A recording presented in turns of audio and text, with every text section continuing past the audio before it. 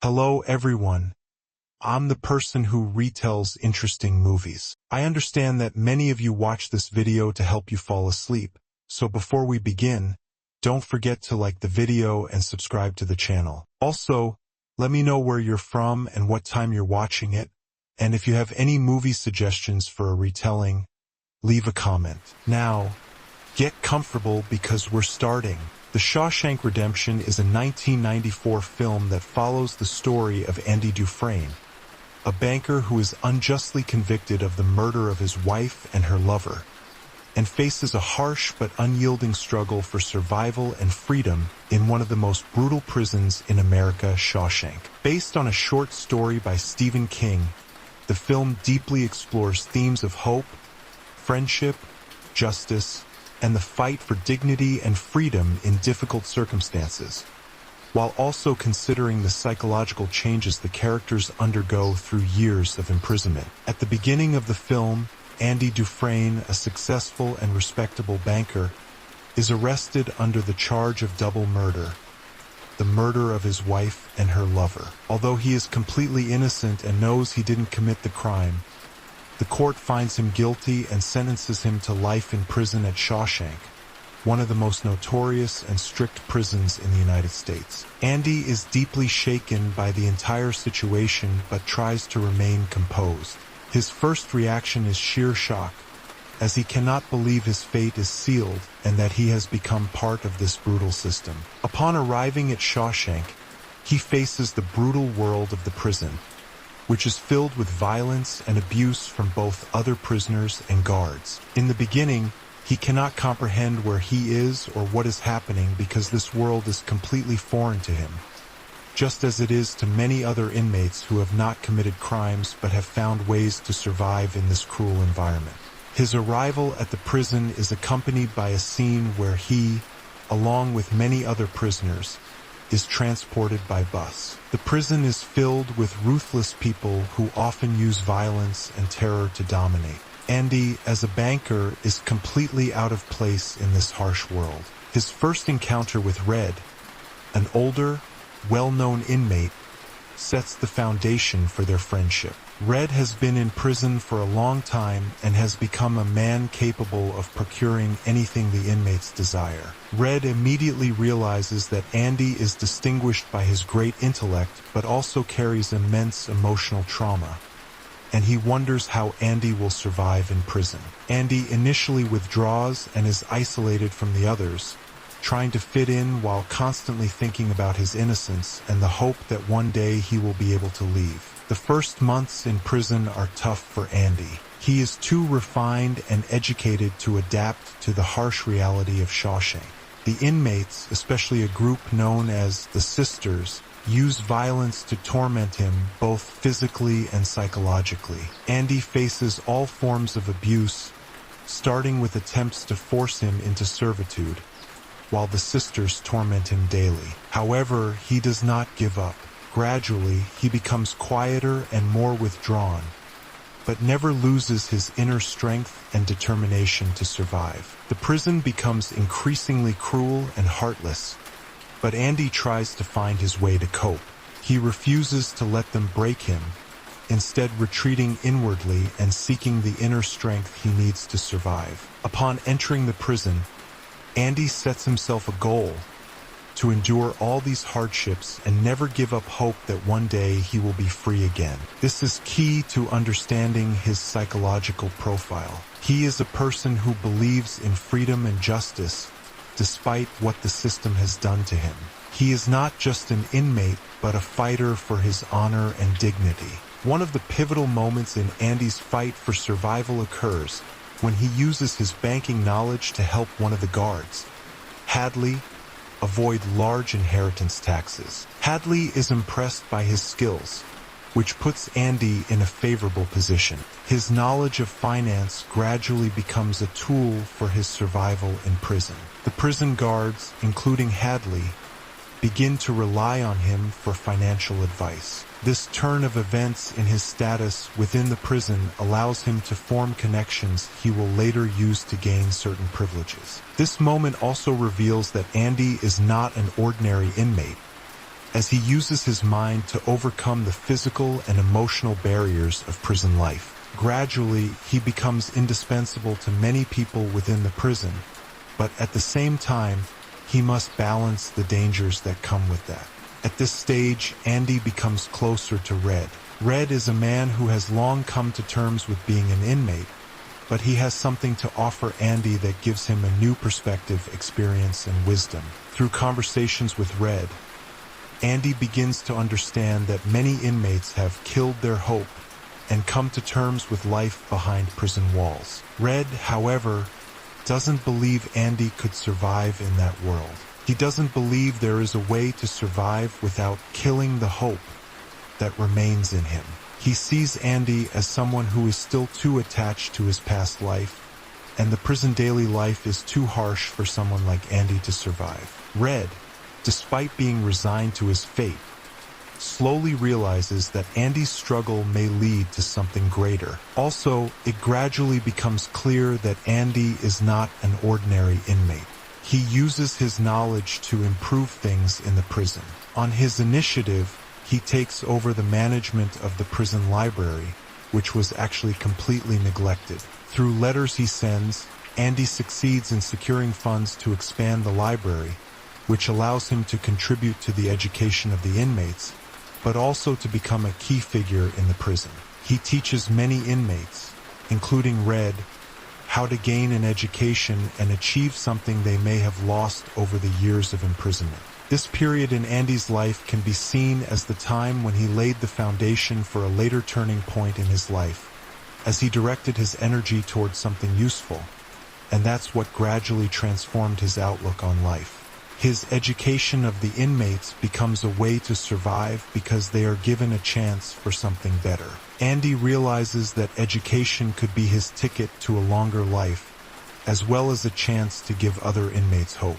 Furthermore, the prison warden, Norton, uses Andy for his illegal financial transactions, as he needs someone who can hide money through false accounts and books. Andy gradually becomes indispensable to Norton, which gives him certain privileges and protection, but also danger. The warden increasingly relies on him, but Andy is aware that he has entered a world that will later jeopardize him. Even as he becomes more powerful within the prison, Andy is still aware that his freedom is in the hands of others. After many years, Andy gradually loses hope that he will ever leave the prison.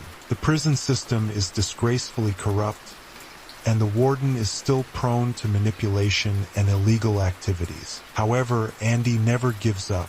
Despite all the obstacles, he continues to help other inmates, write letters, and use his knowledge to fight against injustice. However, at a moment when a new inmate named Tommy arrives, Andy discovers a shocking truth. Tommy, from another prison, tells him about a man who confessed to killing the wife and her lover, not Andy. This discovery gives Andy hope that he will be able to prove his innocence. However, Warden Norton refuses to help him.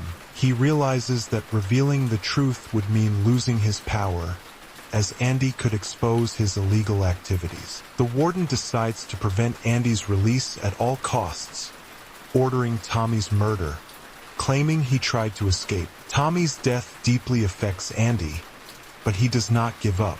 He becomes more secretive from within and decides that he will do whatever it takes to escape the prison, but also to finally prove his innocence. In the end, Andy reaches the final moment when he decides to take an incredible action.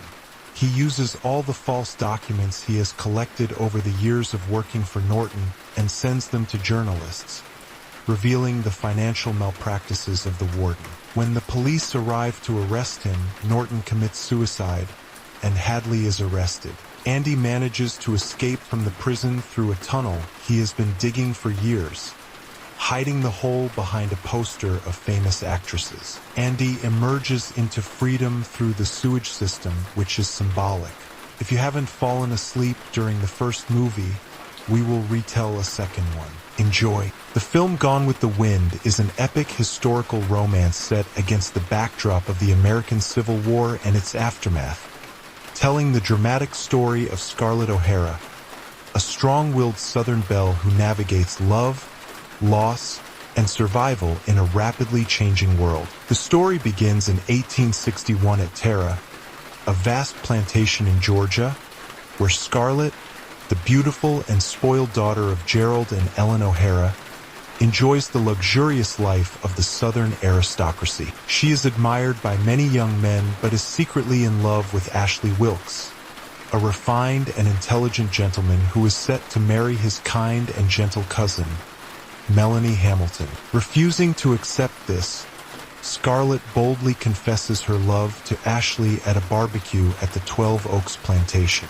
Though he has feelings for her, Ashley insists that Melanie is the woman he truly loves, leaving Scarlett devastated. Furious and humiliated, she slaps him and storms off, only to realize that Rhett Butler, a dashing and cynical man from Charleston, has overheard the entire conversation. Rhett mocks her desperation but is clearly fascinated by her fiery nature. At that moment, news arrives that the Civil War has begun, and the Southern men, including Ashley, rush to enlist in the Confederate Army. In an impulsive act of spite, Scarlett marries Charles Hamilton, Melanie's brother, to make Ashley jealous. However, Charles soon dies of pneumonia in a Confederate training camp, leaving Scarlett a widow with a young son, Wade Hampton Hamilton, before she has even had a chance to develop any feelings for her husband.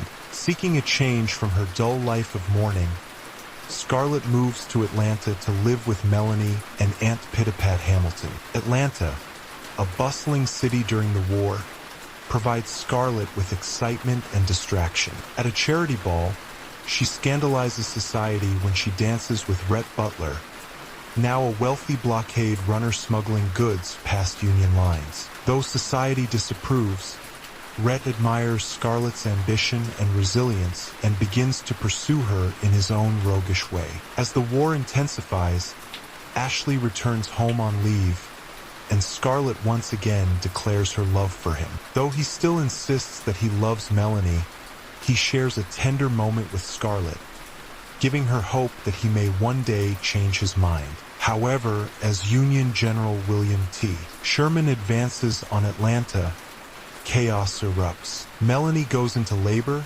and Scarlett, despite her fear and lack of experience, is forced to help deliver the baby. With the city burning around them, Scarlett begs Rhett to help them escape. He steals a horse and carriage and drives Scarlett, Melanie, the newborn baby, and Prissy out of the city. However, after getting them to safety, Rhett suddenly decides to leave and join the retreating Confederate army, kissing Scarlett goodbye in a moment of passion. Scarlett endures a long and treacherous journey back to Tara, only to find it in ruins. Her mother has died, her father has lost his mind, and the plantation has been devastated by the war.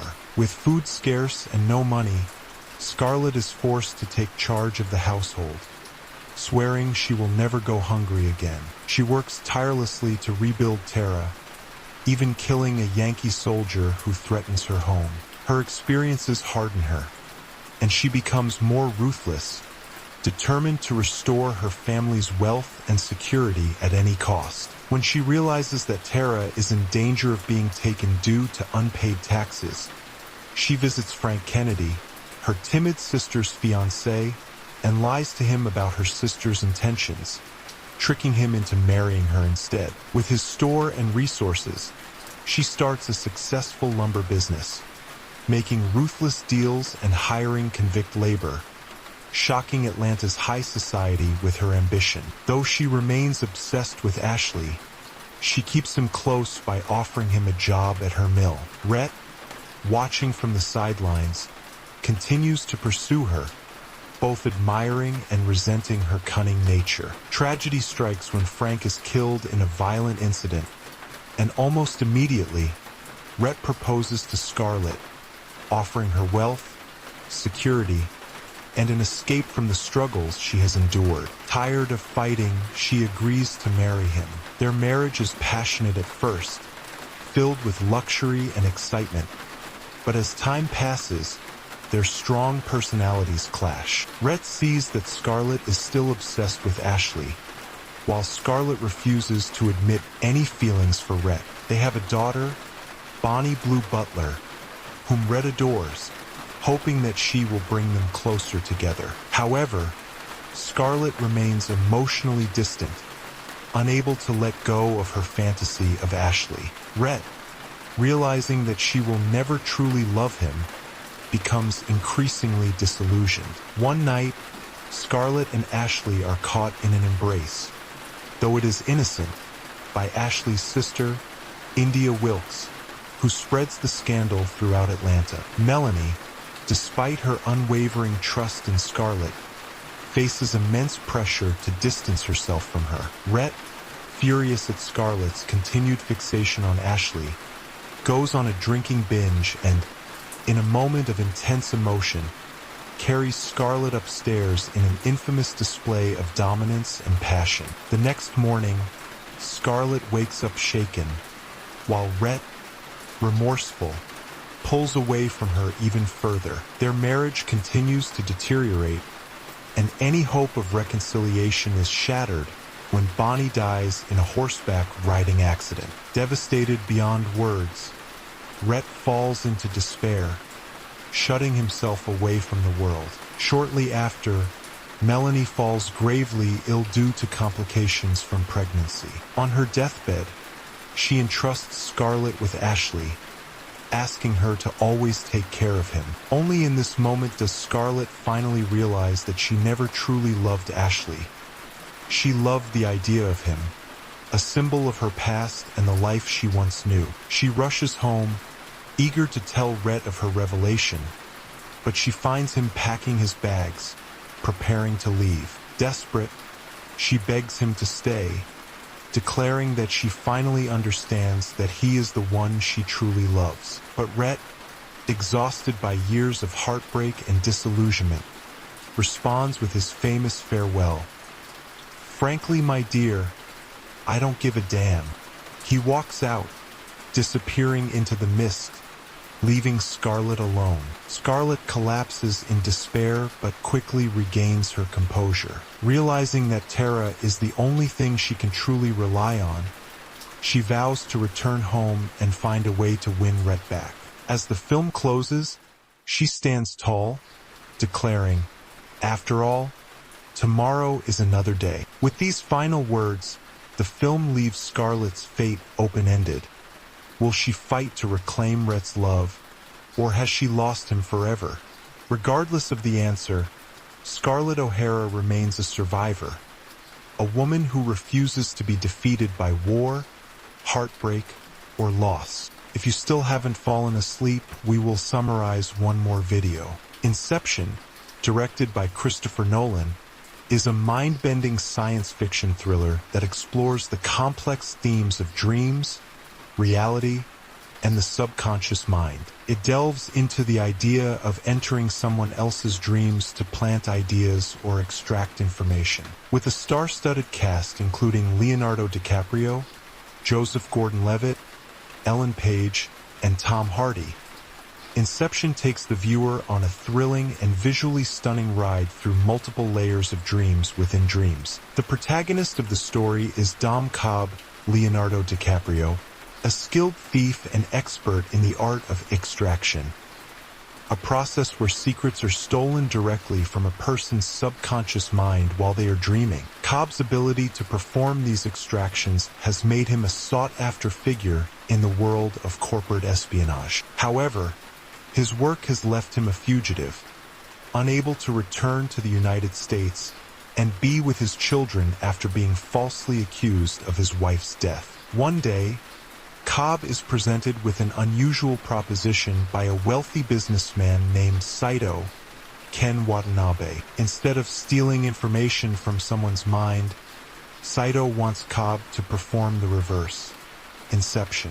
In other words, he wants Cobb to plant an idea deep within the subconscious mind of a target, Robert Fisher Cillian Murphy, the heir to a vast energy empire. Saito believes that by implanting this idea, Fisher will dissolve his father's empire, which is a direct competitor to Sato's business. Cobb is hesitant because planting an idea in someone's mind is far more complicated and dangerous than extracting information. Saito offers Cobb a deal. If Cobb successfully completes the inception, Saito will ensure that Cobb is no longer a fugitive and will be able to return to the United States and reunite with his children. With no other choice, Cobb agrees to take on the mission. To carry out the inception, Cobb assembles a team of experts. They include 1. Arthur, Joseph Gordon-Levitt, Cobb's partner, and the team's point man who organizes the logistics of the heist and ensures the plan runs smoothly. Ariadne, Ellen Page, a talented architecture student who is tasked with designing the dreamscapes, the environments where the heist takes place. She also becomes the audience's guide into the world of dreams and the psychological complexities involved in the job. Eames, Tom Hardy, a forger, a master of disguise who can impersonate others within dreams to deceive the target. Yusuf, Dilly Brow, a chemist who creates the powerful sedative that keeps Fisher and the team deeply asleep during the multi-layered dream, allowing them to explore the various levels of the dream without waking up too quickly. Together, they plan to enter Fisher's subconscious by creating a dream within a dream, 3 levels of dreams, each one deeper than the last. The deeper the dream, the more powerful the subconscious defenses Fisher will have to protect himself. The idea is to plant the thought in Fisher's mind that he should break up his father's empire to give him the freedom to build his own legacy. The challenge is to do so without Fisher realizing he has been influenced. The first level of the dream is set in a city, where the team intercepts Fisher's convoy in an attempt to manipulate his subconscious into revealing his innermost thoughts. This level, however, is complicated when Fisher's subconscious projections, primarily armed security guards, begin to attack the team. While the team works to navigate through this first level, Cobb is haunted by the memory of his wife, Marion Cotillard, who continuously appears in the dreams as a projection of Cobb's guilt. Inception, however, is a dangerous job. As they descend deeper into Fisher's subconscious, the layers of dreams start to unravel, and the team faces increasingly difficult obstacles. The second level of the dream is set in a luxurious hotel, where the team tries to manipulate Fisher's emotional attachment to his father's legacy. Here, things take an unexpected turn as Fisher becomes aware that something isn't right, and Cobb's guilt over Mal's death becomes a significant distraction. Mal's projection, a manifestation of Cobb's regret and unresolved feelings, threatens the mission and the team's safety. The third level of the dream is an icy fortress, where the team's final confrontation with Fisher takes place. This level of the dream is the deepest and the most dangerous, and the boundaries between the dream world and reality become blurred. The team faces an uphill battle,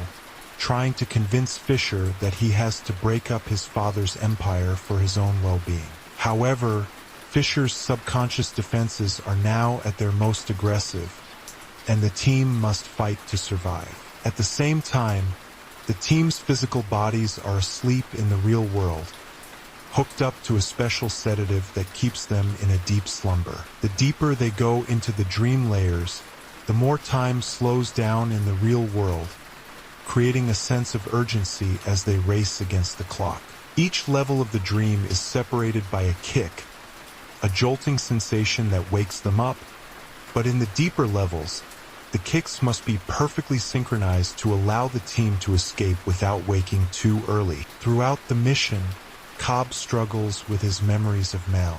The guilt he feels for her death is the root of his troubles. Cobb believes that he is responsible for Mal's death because, years ago, he performed an inception on her to convince her that the dream world wasn't real. They had lived in the dream for decades, and when they returned to reality, Mal couldn't accept it and took her own life. Cobb is burdened with the idea that he killed Mal by planting the notion in her mind that the dream world was a fantasy, and the guilt manifests as Mal's constant appearance in his dreams. The tension between Cobb and his subconscious projections increases, and he becomes more desperate to complete the mission so that he can return home. In the final stages of the mission, Cobb must confront his feelings of guilt and let go of Mal. He realizes that in order to let go of her, he must accept that she is only a projection of his mind and that she is not real. In a climactic series of events, the team completes the inception and escapes the dream layers, just in time to wake up. Fisher, now believing the idea of breaking up his father's empire was his own, takes the necessary steps to fulfill the goal of the inception. The team wakes up in the real world, where they have successfully completed the mission. However, Cobb's journey is not yet over. He returns home, but the final scene leaves the audience questioning whether Cobb is still dreaming. Cobb uses a spinning top, an object that helps him determine whether he is in a dream or reality, to test if he is still within the dream world. The film cuts to black before revealing whether the top falls or continues to spin, leaving the ending ambiguous and open to interpretation. In conclusion, Inception is a film that challenges the perception of reality and explores the inner workings of the human mind. Through its intricate plot, deep characters, and stunning visuals, the film leaves a lasting impression on viewers, encouraging them to question the nature of dreams, memories, and reality itself. It is a masterful blend of psychological thriller, action, and science fiction that captivates the audience and keeps them guessing until the very end. Now, as the rain gently and softly continues to fall, I wish you a good night and sweet dreams.